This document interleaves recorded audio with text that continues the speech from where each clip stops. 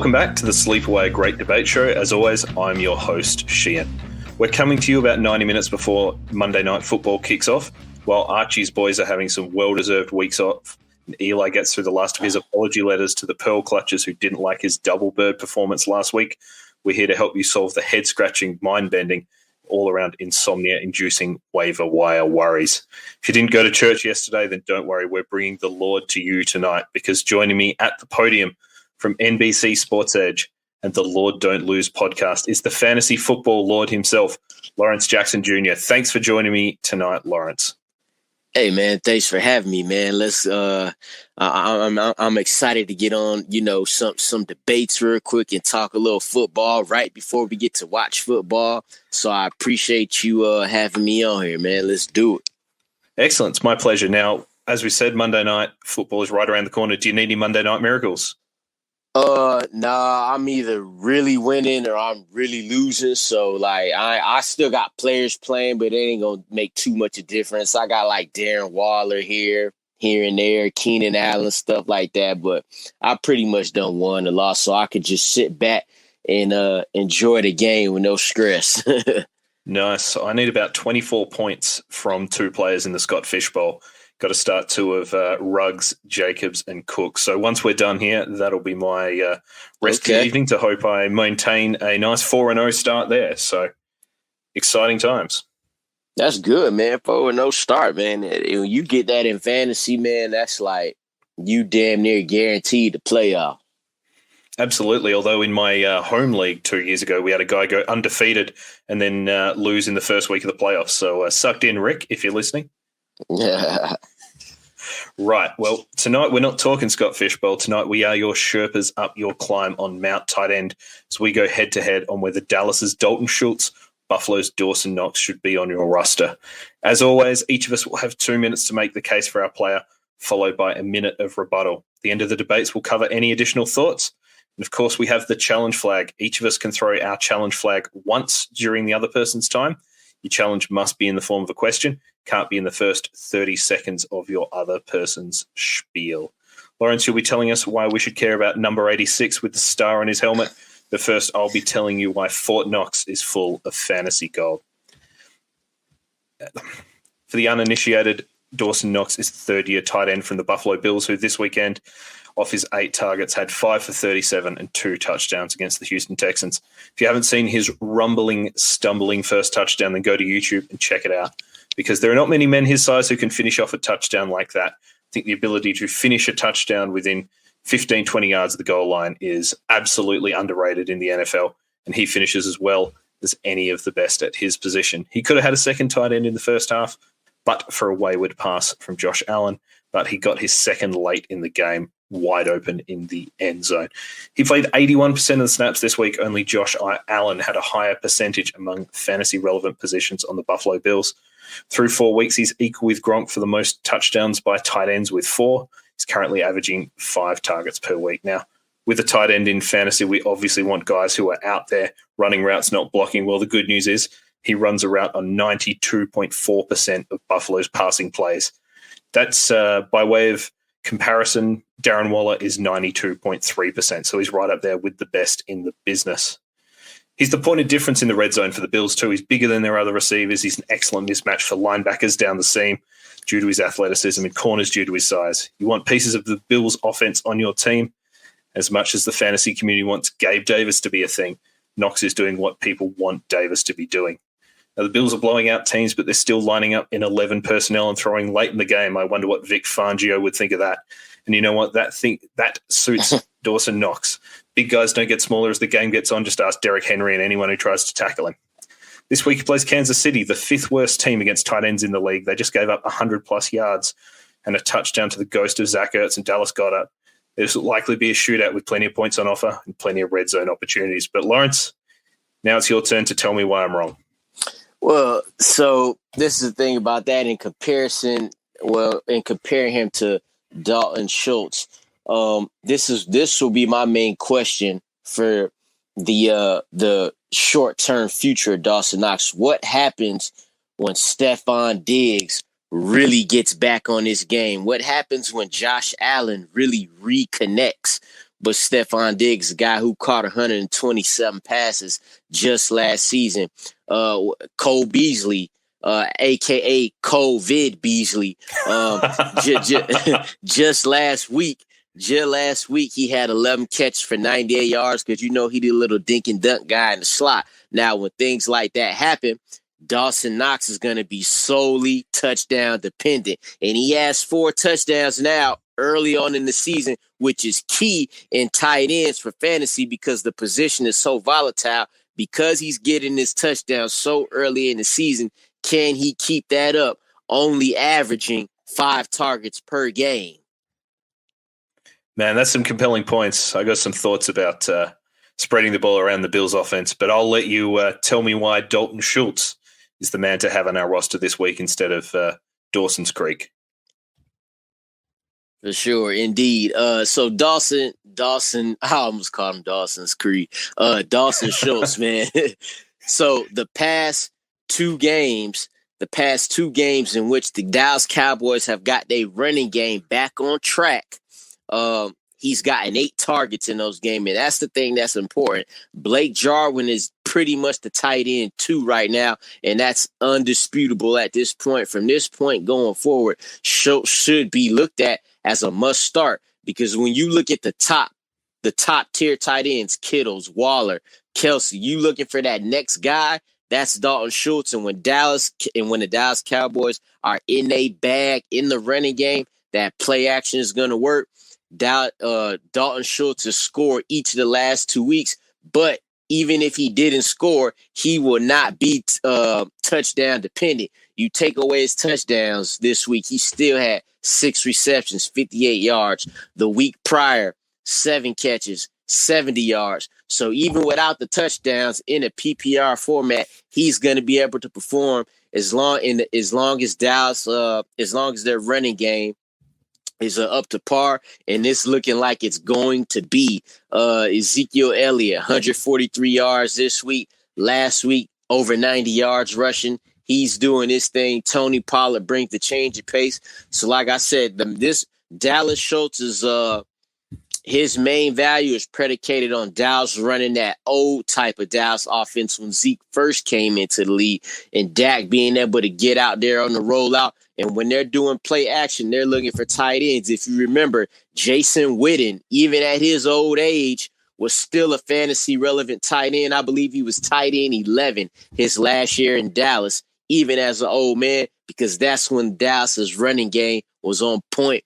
And Dalton Schultz, who plays for Dallas, is the more athletic option when it comes to him and Jarwin. And he's even more athletic than Dalton Schultz. Let's just give it up to the young man. Man, that's some compelling points there. That is very compelling. But here's why you're wrong. Now, I don't dispute that Blake Jarwin is the tight end too, but when both of them are out in the field, Blake Jarwin is absolutely the team's primary receiving tight end. Talked about route percentage with Dawson Knox. Blake Jarwin's 88%, still blocking on 12% of those routes. But Dalton Schultz, he's at 75.9. Now, we talked about Darren Waller being in the sort of company that our man Dawson Knox is keeping. Well, I'll give you some of the names around Dalton Schultz at the moment. Jesse James, Blake Bell, Caden Smith, Demetrius Harris. Not too many fantasy relevant guys there, but Knox is getting work with the Bills' best offense on the field. Schultz has only come to prominence with Amari Cooper limited by injury, with Michael Gallup out completely. Can add into that bottom quartile average depth of target at 5.4 yards, bottom quartile catch rate of 60.9%. Now with Zeke looking back to his best, what's he going to get involved in the passing game? Or will Schultz, who's clearly a better blocker than Jarwin, he's going to be needed to seal off the edge to be blocked for Zeke. So we're going to see some of those targets at bait. Well, we want to see him blocking too, because that's how he stay on the field. Absolutely. It's we talk about that with young tight ends all the time. If you come in, you can block, you're going to see the field quicker than a guy who can't. But we've reached the end of our debate segment. We sort of spiral into some nebulous thoughts about him. Is there anything else about Dalton Schultz or Dawson Knox that comes to mind for you? Yeah, so I mean, the good thing for, both of these guys, they're attached to great offenses with great offensive personnel, and neither one of them are close to being the focal point of the offense. So that's when you could kind of go under the radar. You slip under you slip under like the diamond in the rough, and you become wide open when the defense is focused on other players. Yep. Yeah, it works perfectly. And these guys they're different to the other guys around him in the offense too, especially Schultz with Gallup out. He's a real point of difference to Cooper and Lamb. Yeah, for sure. Now, I always think that you should wait on tight ends. And I know that this year there was sort of 4 or 5 tight ends going really early and maybe some names being overdrafted in the mid rounds. I always think you want to stream and with the hope of finding someone who you don't have to stream because they're just balling out for the season. For me, I think Schultz is closer to that than Dawson Knox. I totally agree in terms of Knox being touchdown dependent and Schultz looking like a better all-round player. And what you just described is kind of like I just picked up Dalton Schultz last week off the waivers. So, like, I was struck. Like, I waited for tight end, like, for Gerald Everett and Jonnu Smith, and that's just not panning out. And I'm seeing that Dalton Schultz is like every time Dak go into play action, I'm like, I gotta get that guy. Like I'm willing to like ride or die with that as my tight end for the rest of the year if I can't have a top guy who consistent. Yep. Yeah, I think Schultz has looked $1 million as far as I'm concerned. I am worried that once Dallas are back to full strength, that workload might start to go a little bit. But that's the beauty of streaming tight end or picking one off the waiver wire now. You're not required to play them if the matchup isn't there. And these guys both have pretty soft matchups this week, followed by tougher ones the week after. I think they face the 1 and 2 ranked defenses against tight ends the week before their bye. So, I think this could be almost a 1 week rental for these guys here.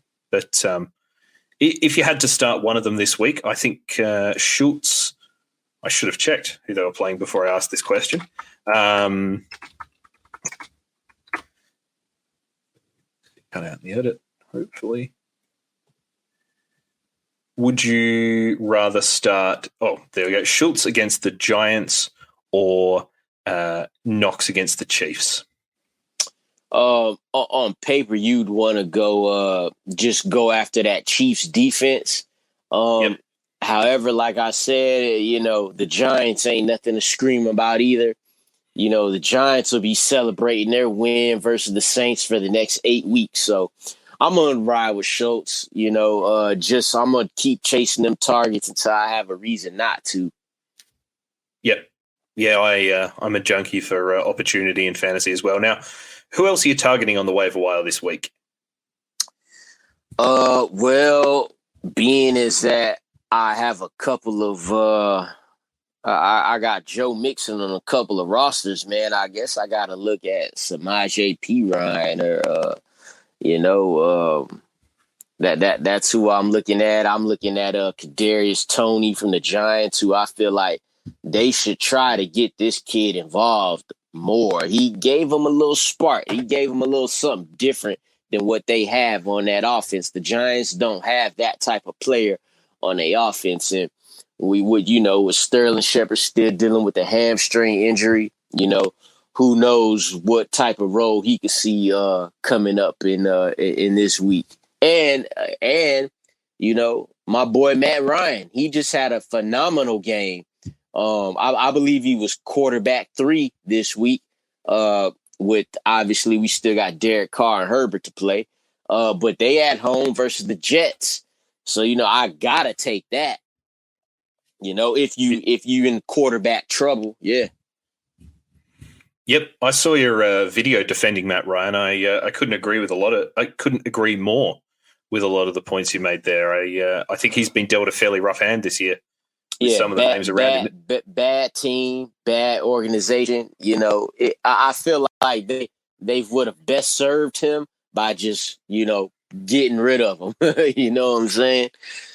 Yep. Yeah, I think it would have been good for all parties involved. Now, you mentioned the Falcons, and in fact, they're playing around 20, 25 minutes from my house this week over here in London. So okay. We've been talking tight ends tonight. Is this the week that we're finally going to see Kyle Pitts break out? Well, I thought it was going to be against the Washington football team, but Cordarrelle Patterson decided to be the best player in the NFL, which is great. So the thing about it is Kyle Pitts saw 9 targets. One of them was in the end zone. Defender just made a great play. So he ended with 4 catches for 50 yards. So, yeah, man, I'm hoping it could come this week versus the Jets team, So we'll see.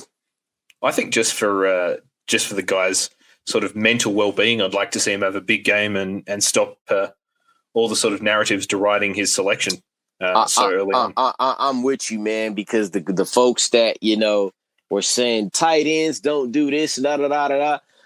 Well, the opportunity is there, and he is being lined up all over the field. It all just has to come together. And just like I talked about earlier, the tight end position being so volatile, all it takes is one 120-yard, 2-touchdown performance, and he's all of a sudden, he's a tight end 5, you know what I'm saying? And what's crazy is he's outperformed T.J. Hockenson the past 2 weeks.